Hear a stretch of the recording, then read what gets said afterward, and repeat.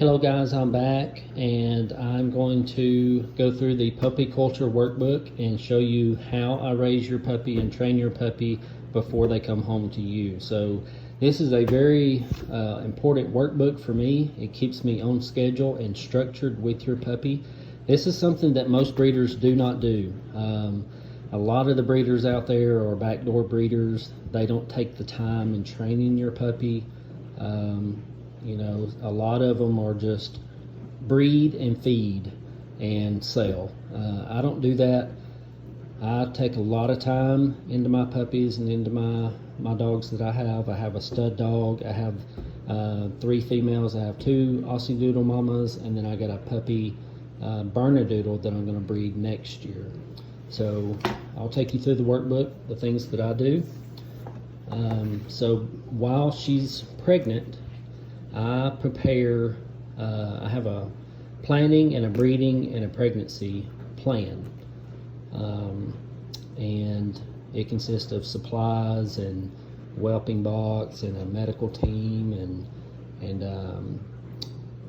the vet on call and all this kind of stuff. So I do have that breeding plan, and I ensure that, or my stud dog ensures that I am right on the money with them being in season.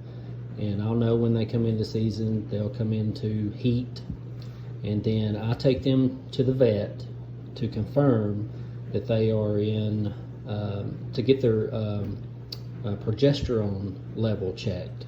And she will pinpoint me on the 2 days or 3 days that I need to do artificial insemination on the dog. So I manually get the specimen from my miniature poodle, and I artificially inseminate my 2 mama dogs, and that's how I get my puppies. I do not naturally breed them because I don't want either one of them to get harmed or hurt or anything. It's just and the timing has to be on point, or these dogs don't get pregnant. And the stud dog knows, but the vet can pinpoint me on the exact date on when to breed.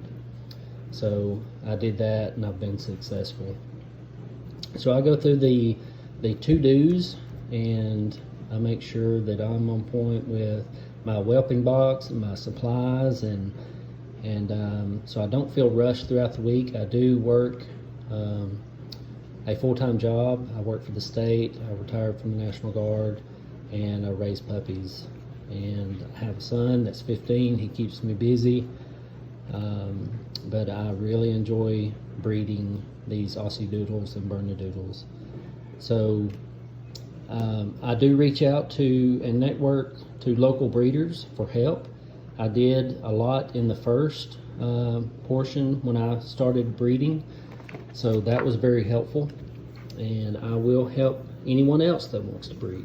If you want to breed your puppy that you get and it's a female, by all means, that's fine.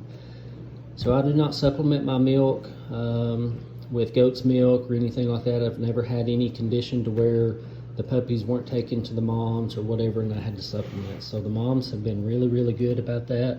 I've assembled a medical, somewhat of a team, and then I've created an emergency plan. If something were to happen during the birth, I assist the mothers in giving birth. Friday tomorrow will be 2 weeks on Mia's litter, and Monday will be two weeks on Allie's litter. So they'll be 2 weeks old, and it's going by fast. These puppies are growing. I'll make you videos and shoot them out to you here in just a moment. So I've of course prepared emotionally. I have a 2-year genetic guarantee.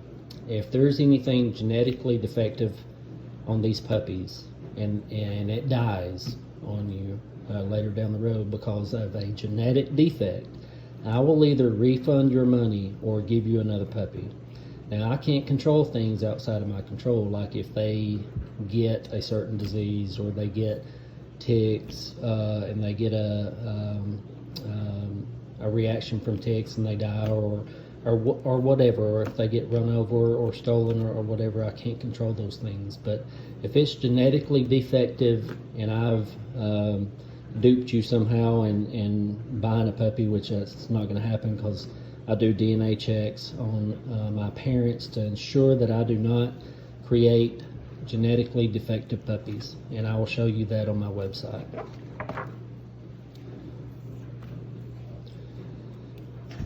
So I go through this week 1 of preparation, and then I go to when the puppy gets here, from day 0 to day 14, so 2 weeks.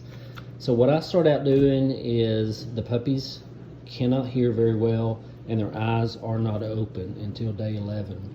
But I do play classical Beethoven music day in and day out to calm the puppy down as it grows.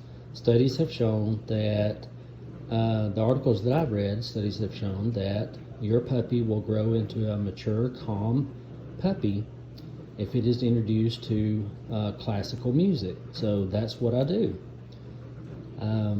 I start with that, and then we go into early neurological stimulation, which is turning the puppy upside down, getting them used to various feels on their paws, their senses, their hearing, their smelling, my scent, their mama scent, stuff like that. So that's basically week 1. And I ensure that the mother has adequate space with her puppies. And I'll show you, I'll do a video here shortly where I raise the puppies. First, they're born inside my home, and they stay inside my home for about a week and a half, and then I transition them out to the detached garage where it's heated and cooled, and that's where they will stay and be raised. And it is nice and clean and organized, and I'll show you that later. Let's see, what else? I always provide an escape route for my mom. She sometimes gets stressed, so she needs a break, so she always has an escape route and somewhere to lay separate from the puppies. I don't weigh the puppies anymore. I used to, but I'm so busy cleaning the puppies, cleaning their pads, the routines with the other dogs, cleaning the puppies with baby wipes and stuff like that. But I do ensure that the puppies are gaining weight, and they will double their weight in 10 days. So if there is a puppy that is lagging behind, I make sure that that puppy is nursing on its mom day in and day out. So rest assured that your puppy is going to be taken care of. So what early neurological stimulation is just touching and stroking your puppy and just getting it a good sense of human touch and my voice, human voice, just gentle and soothing touches in week 1. Nothing stressful. If it seems stressed, I'll put it back down and let the mother handle it. But I handle them daily to get them stimulated. Of course, we go through, I don't clip their nails early. I wait until like week 5, 6, 7, and 8 to clip their nails. They do get very sharp. They'll jump up on you. They'll all jump up on you, all 20 of them, and scratch your legs, and they're very sharp. So I do clip their nails. I'm very careful about that. And I have a little groomer that I'll groom under their tails so poop don't get caked up on them, so I keep that groomed. And I bathe them before they come home, and I groom them at the rear before they come home, so it's easier for you to have your puppy clean. So just as I mentioned in the last video, the puppy pads, I use the charcoal puppy pads. They're found on Amazon. You can get those on Amazon. And then that's pretty much it. I just make sure the mama's doing her job and I'm interacting as much as I can and just stimulating those puppies. So next week I'll make another video of week 14 through 21 and what we do through 14 and 21. And it progresses further and further, like more sounds like pots and pans, loud pots and pans, the vacuum, car horns, introducing them to other dogs, things of that nature, like if there was something loud in the park, if you were walking your dog and something loud happened in the park. I don't want your dog to spook and then run off and run away and you can't catch your dog. I want to take your puppy through a series of sounds to where if they're startled, they can look, that's okay, but go back to what you were doing after you were startled. So that's one thing that I'm big on too.